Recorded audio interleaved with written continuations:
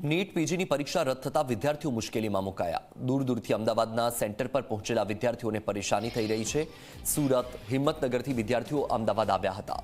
ગઈકાલે સાંજે પરીક્ષા માટે વિદ્યાર્થીઓ અમદાવાદ આવી ગયા હતા। પરીક્ષા મોકૂફ રાખવામાં આવતા વિદ્યાર્થીઓને ધક્કો થયો છે। માર્ચમાં પણ પરીક્ષા નોટિફિકેશન જાહેર થયા બાદ રદ થઈ હતી। ઝી 24 કલાક સાથે વાત કરતા વિદ્યાર્થીઓનું દર્દ છલકાયું। પરીક્ષાની તારીખોમાં વારંવાર ફેરફાર થતા વિદ્યાર્થીઓ અસમંજસમાં મુકાયા છે।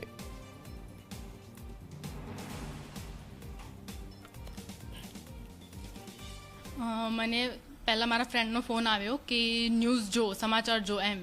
મેં કીધું, પછી મેં ન્યૂઝ જોયું તો એમાં હતું કે નીટ પીજી પોસ્ટપોન। મેં કીધું આ હોય શક્ય જ ના બની શકે, કારણ કે 10 કલાક પહેલાં કોઈ એક્ઝામ પોસ્ટપોન ક્યારેય થઈ નથી અને થાય પણ નહીં। તો મેં તો એમ કીધું કે ફોન સ્વિચ ઓફ કરીને સૂઈ જા, કારણ કે આ બધા ડિસ્ટ્રેક્શન્સ કહેવાય, કે જે અફવાઓ કહેવાય એક્ઝામ પહેલાંની એ હશે।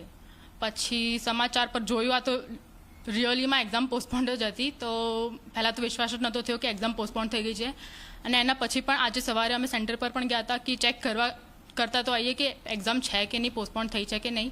અને સેન્ટર પર પણ ગયા તો સેન્ટર પર તાળું મારેલું હતું, કોઈ જ વ્યક્તિ હતું નહીં ત્યાં, કે કોઈ નોટિસ પણ નથી કે નીટ પીજી પોસ્ટપોન્ડ કે કંઈ જ નહીં, કોઈ માણસ સૂચના આપવાવાળું પણ નહોતું। આ વર્ષે માર્ચની 7મી તારીખે લેવાનું નક્કી થયેલ હતું અને આપણા માનનીય કેન્દ્રીય મંત્રી તે વખતના ડૉક્ટર મનસુખભાઈ માંડવિયાએ સંસદમાં એવું કહેલું કે હવે કોઈ કાળે આ નીટની એક્ઝામ લેટ નહીં થાય અને માર્ચમાં જ લેવાશે। એટલે બધા જ વિદ્યાર્થીઓ પ્રમાણે તૈયારી કરી હતી, પરંતુ જાન્યુઆરીમાં જ્યારે ફોર્મ ભરવાના હતા એની પહેલાં એવું કહી દેવામાં આવ્યું કે હવે આ નીટની એક્ઝામ લેટ કરી અને 7 જુલાઈએ લઈ જવામાં આવે છે। એટલે બધા છોકરાઓ પાછા રિલેક્સ થઈ ગયા અને રિલેક્સ થયા પાછા પોતપોતાને ટાઈમમાં આવતા ફરી પાછો 15 દિવસ મહિનો લાગે। ફરી પાછા છોકરાઓએ મહેનત કરી 7 જુલાઈને ધ્યાનમાં રાખીને, અને પછી એવું ડિક્લેર કરવામાં આવ્યું કે આ નીટની એક્ઝામ 23મી જૂને લેવામાં આવશે। એટલે છોકરાઓ માનસિક રીતે પ્રિપેર થઈ ગયા કે ભાઈ ચલો 23 જૂને અમારે પરીક્ષા આપી દેવાની છે અને 23 જૂને અમે ફ્રી થઈ જઈશું।